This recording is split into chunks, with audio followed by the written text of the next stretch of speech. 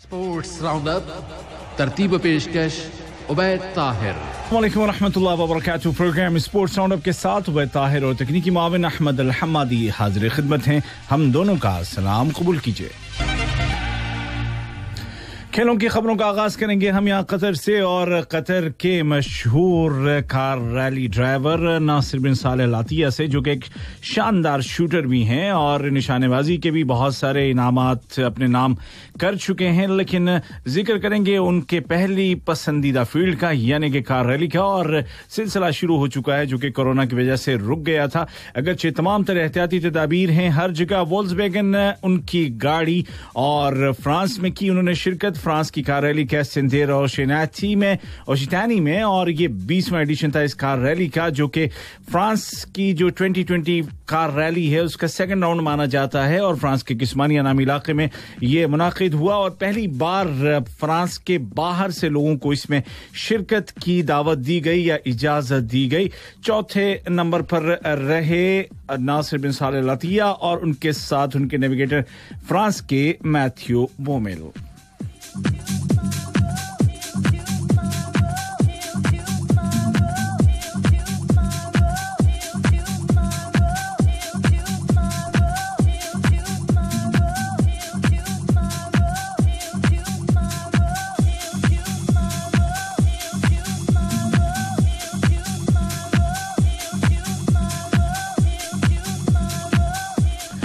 एक और car rally जो कि तुर्की में हुई और इसमें भी हिस्सा लिया, जो कि वर्ल्ड कार रैली या WRC का 5वां राउंड माना जाता है। तुर्की में होने वाली इस कार रैली में किस्मत ने साथ नहीं दिया नासिर बिन खलीफा लातिया का, और हुआ यूं कि उनकी गाड़ी एक बड़े से पत्थर से टकरा गई कोहरे की वजह से, जिसकी वजह से उनको अपनी दौड़ अपना मुकाबला खत्म करना पड़ा।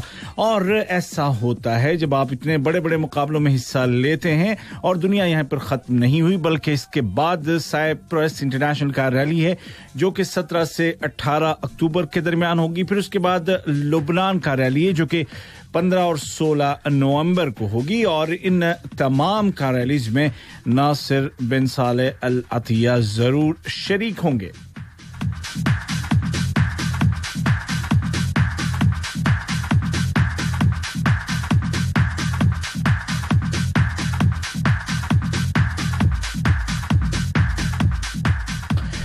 जिक्र करेंगे एक और टूर्नामेंट का जो कि यहाँ पर मुनाकिद होने वाला है, और ये कल नहीं बल्कि परसों जुमे से शुरू हो रहा है, और ये है दोहा डायमंड लीग। और एथलेटिक्स को जो लोग पसंद करते हैं, जो खिलाड़ियों को दौड़ते हुए उछलते कूदते हुए देखना चाहते हैं, उनके लिए ये शानदार मौका है कि वो जुमे को होने वाले इस मुकाबले में जाएं, शरीक हों। सुहैम बिन हमद स्टेडियम में जा तो नहीं सकते, हाँ जी जा नहीं सकते, कोरोना हमारे आड़े है, लेकिन आप जरूर देख सकते हैं इन मुकाबलों को टीवी स्क्रीन पर। और इसमें दुनिया भर से नामी ग्रामी एथलीट शिरकत कर रहे हैं। मुंतजिमा कमेटी ने यानी कि ऑर्गेनाइजिंग कमेटी ने बताया कि चौथे इस डायमंड लीग के इसके लिए तमाम तैयारियां मुकम्मल हो चुकी हैं, और तमाम जो खिलाड़ी हैं जो कि दुनिया भर से आ रहे हैं वो इसमें शरीक हो रहे हैं।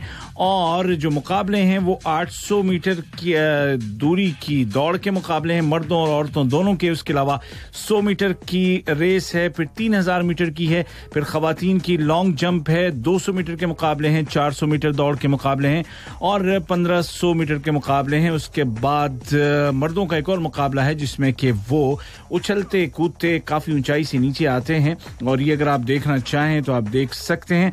और इसके अलावा ये भी जहन में रखिएगा कि जो खिलाड़ी आ रहे हैं वो कोई ऐसे वैसे नहीं है, बल्कि दुनिया भर से 27 ऐसे मर्द और खवातीन ऐसे खिलाड़ी आ रहे हैं जो कि ओलंपिक और इंटरनेशनल मेडल्स जीत चुके हैं। उनमें से कम 10 ऐसे हैं कि जो 2016 में ब्राजील में होने वाले ओलंपिक गेम्स में हिस्सा लेकर के जीत चुके हैं मेडल्स, और 17 ऐसे हैं कि जो कि दोहा में गुज़िश्ता साल होने वाले वर्ल्ड एथलेटिक्स चैंपियनशिप में मेडल्स जीत करके गए हैं। लिहाजा ये कोई छोटा मोटा मौका नहीं, छोटा मोटा टूर्नामेंट नहीं, और इसमें दुनिया के नामी गिरामी एथलीट्स आ रही हैं, जैसे कि जमाइका की जो ओलंपिक चैंपियन है एलिन थॉमसन, वो भी आ रही हैं और उनका मुकाबला होगा आइवरी कोस्ट की खिलाड़ी मैरी जोसी तालू से, खास तौर पर आमने सामने 100 मीटर के दौड़ के मुकाबले में, क्योंकि जो खिलाड़ी हॉलैंड से आनी थी दैवनी शेबर्स, उन्होंने कहा है कि वो इसमें शरीक नहीं हो सकेंगी। तो सीधा मुकाबला है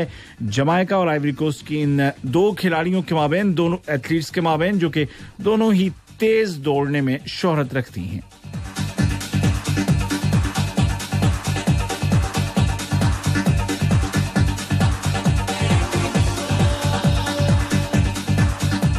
दो 2022 कतर फुटबॉल वर्ल्ड कप की मुंतज़िमा कमेटी ने ऐलान किया है कि टोपी के तर्ज पर, टोपी की शक्ल पर बनने वाला स्टेडियम, जिसका नाम ही अल-गाफिया स्टेडियम है तुमामा के एरिया में, ये जल्द ही तैयार हो जाएगा। 2017 में इसका काम शुरू हुआ था और अशगाल इसको मुकम्मल कर रहा है और बहुत जल्द इसके मुकम्मल होने का ऐलान कर दिया जाएगा, यानी कि अपनी तकमील के बिल्कुल आखिरी मरहले में है ये स्टेडियम भी, जो कि 2022 के लिए तामीर किए जाने वाले 8 स्टेडियम्स में से एक है और अपनी मिसाल आप है।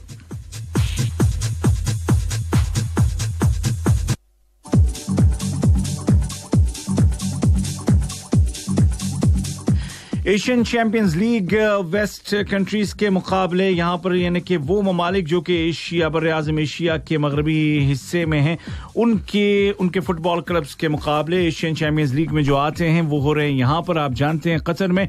और जो मैचेस हुए हैं कल, उनका, यानी इस हफ्ते के दौरान जो मैचेस हुए हैं उनका हाल अहवाल मैं आपको बताता हूं। और मंडे को जो मैचेस हुए थे उनमें सद और नस्र दोनों ही बराबर रहे थे, एक एक गोल से, जबकि अद्दोहैल ने हराया था ईरान के प्रिंसिपोलिस नामी फुटबॉल क्लब को 1-0 से, जबकि शारजा फुटबॉल क्लब ने बहुत ही बुरी तरीके से सऊदी अरब के ताउन को हराया था 6-0 से।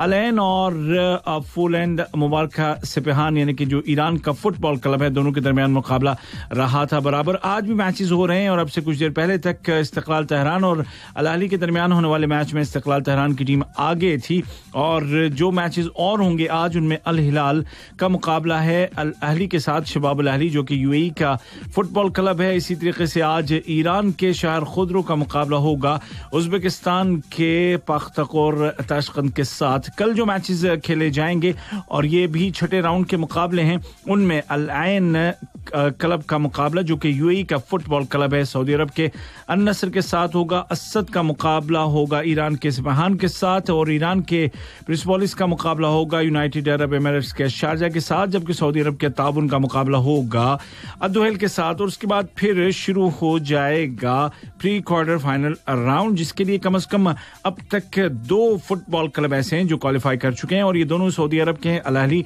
और अल हिलाल। जो स्टैंडिंग है इस वक्त वो मैं आपको बता दूं आज के मैचों के नताइज को छोड़ करके, क्योंकि अभी तो मैच हो रहे हैं और होंगे।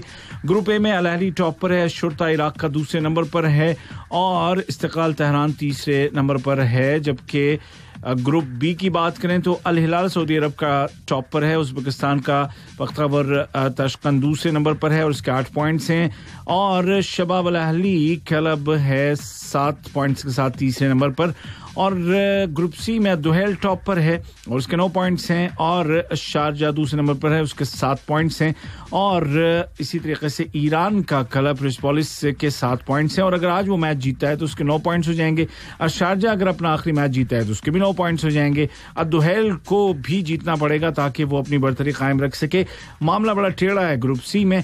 अन नस्र ग्रुप डी में टॉप पर है और क्वालिफाई कर चुका है नेक्स्ट राउंड के लिए। असद की टीम के 9 पॉइंट्स हैं और ईरान के सिपहान के 4 पॉइंट्स हैं, तीसरे नंबर पर है।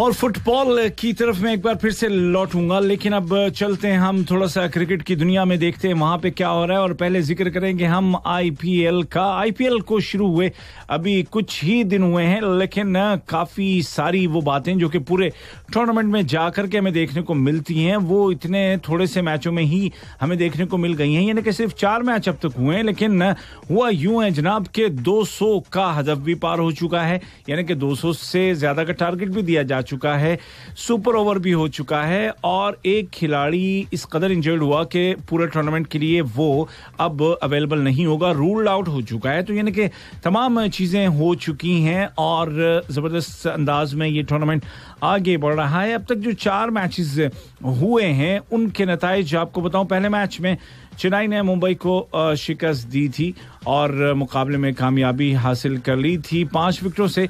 दूसरा मैच दिल्ली और किंग्स 11 पंजाब के दरमियान हुआ था और यही वो मैच है जहां पे सुपर ओवर हुआ था। किंग्स 11 पंजाब ने बहुत मुश्किल से कमबैक किया था और सारी मेहनत आखिर में रह गई। आखिरी बॉल पे जब वो कैच हो गए, बैक टू बैक 2 बॉलों पर उनके विकेट गिरे और आखिरी जो 2 बॉलें थी उन पर कोई रन नहीं बना और स्कोर बराबर ही रहा 157 और उसके बाद फिर सुपर ओवर में जीत लिया उस मैच को दिल्ली की टीम ने। तीसरे मुकाबले में रॉयल चैलेंजर्स बेंगलोर ने सनराइजर्स हैदराबाद को शिकस्त दी 10 रन से। और उसके बाद जो चौथा मुकाबला हुआ शारजा में और ये खेला गया था कल, राजस्थान रॉयल्स और चेन्नई सुपर किंग्स के माबैन राजस्थान ने पहले खेलते हुए 216 रन स्कोर किए और जवाबन चेन्नई की टीम सिर्फ बना सकी 200 रन, यानी कि 16 रन से ये मैच राजस्थान यानी कि राजस्थान रॉयल्स ने जीत लिया। आज एक मुकाबला इस वक्त खेला जा रहा है मुंबई इंडियंस और कोलकाता नाइट राइडर्स के माबैन और यहां पहले खेलते हुए दिफाई चैंपियन मुंबई इंडियंस ने स्कोर किए हैं 195 रन 195 यानी कि 195 और उसमें कप्तान रोहित शर्मा रहे टॉप स्कोरर। 80 रन उन्होंने बनाए 54 बॉल में, 6 छक्के लगाए, 3 चौके लगाए। उनके अलावा 47 रन सूर्य कुमार यादव के बल्ले से निकले 28 बॉल्स में और फिर छोटे मोटे स्कोर मिला करके 195 का स्कोर बन गया मुंबई का 5 विकेटों के नुकसान पर। जवाबन कोलकाता नाइट राइडर्स का आगाज अच्छा नहीं हुआ है और उनके दोनों ओपनर शुभम गिल 7 रन बनाकर और सुनील नारायण 9 रन बनाकर आउट हो चुके हैं। कप्तान कार्तिक और राणा मौजूद हैं क्रीज पर। अब से जरा देर पहले तक 38 रन बने थे और 2 खिलाड़ी पैवेलियन लौट चुके थे। 7वें ओवर का गेम जारी था।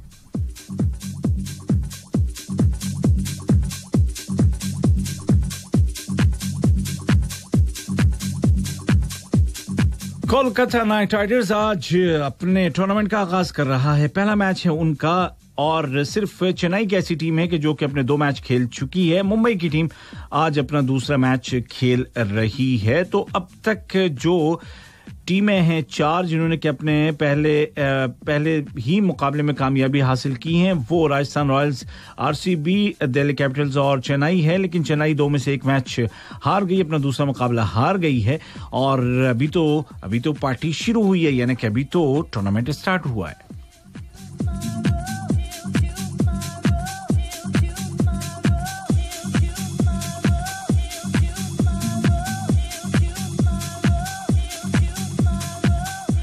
और जैसा कि मैंने अर्ज किया कि अभी तो टूर्नामेंट शुरू हुआ है, लेकिन बहुत सारी बातें हो चुकी हैं। सुपर ओवर भी हो चुका है और मिचेल मार्श रूल आउट भी हो गए हैं आईपीएल 2020 से। इससे पहले 2017 में भी शोल्डर प्रॉब्लम की वजह से वो नहीं खेल सके थे पूरा टूर्नामेंट और सनराइजर्स हैदराबाद को झटका लग गया है टूर्नामेंट के पहले ही मुकाबले में। उनको अब रिप्लेस किया गया है जेसन होल्डर, जो कि कप्तान है वेस्टइंडीज के और ऑलराउंडर हैं। और यहां मैं आपको ये भी बताता चलूं कि सनराइजर्स हैदराबाद ने मिचेल मार्श को तकरीबन $2,81,000 में खरीदा था और ये उनकी बेसिक प्राइस थी, जो कि इंडिया के 2 करोड़ रुपए बनते हैं। लेकिन पहले ही मैच में वो जख्मी होकर के बाहर हो गए हैं।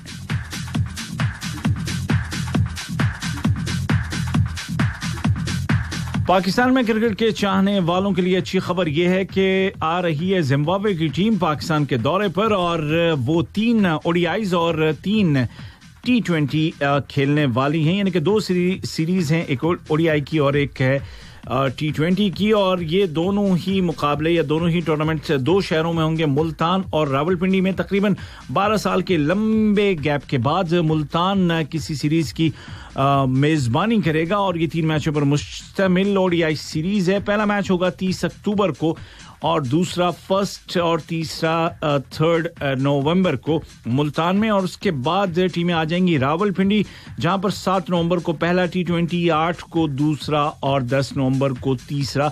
इस तरह से 30 अक्टूबर से 10 नवंबर तक जारी रहने वाला ये मुख्तसर सा दौरा जिम्बाब्वे टीम का हो जाएगा मुकम्मल, और पाकिस्तान में रहने वालों को क्रिकेट देखने को मिलेगी।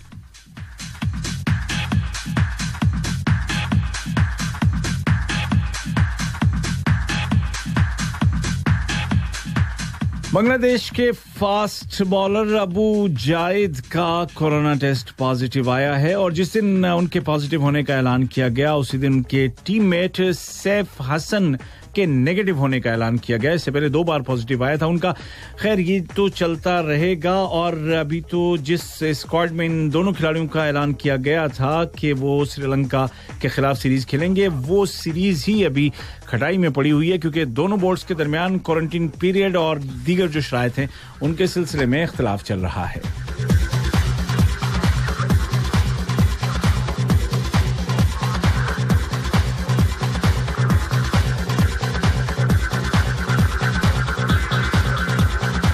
और चलते चलते आपको ये बता दूं कि यूएफए ने ऐलान कर दिया है कि कौन कौन से खिलाड़ी शॉर्टलिस्ट किए गए हैं यूरोप के बेहतरीन फुटबॉलर और यूरोप के बेहतरीन फुटबॉल कोच के एतबार से कोचेस का, और इनका ऐलान अभी किया जाएगा 1 अक्टूबर को, जबकि यूरोपियन चैंपियंस लीग के लिए ड्रॉ किया जाएगा। इसी के साथ प्रोग्राम स्पोर्ट्स राउंड अप से उबैद ताहिर और तकनीकी मुआविन अहमद अल हम्मादी को इजाजत दीजिए।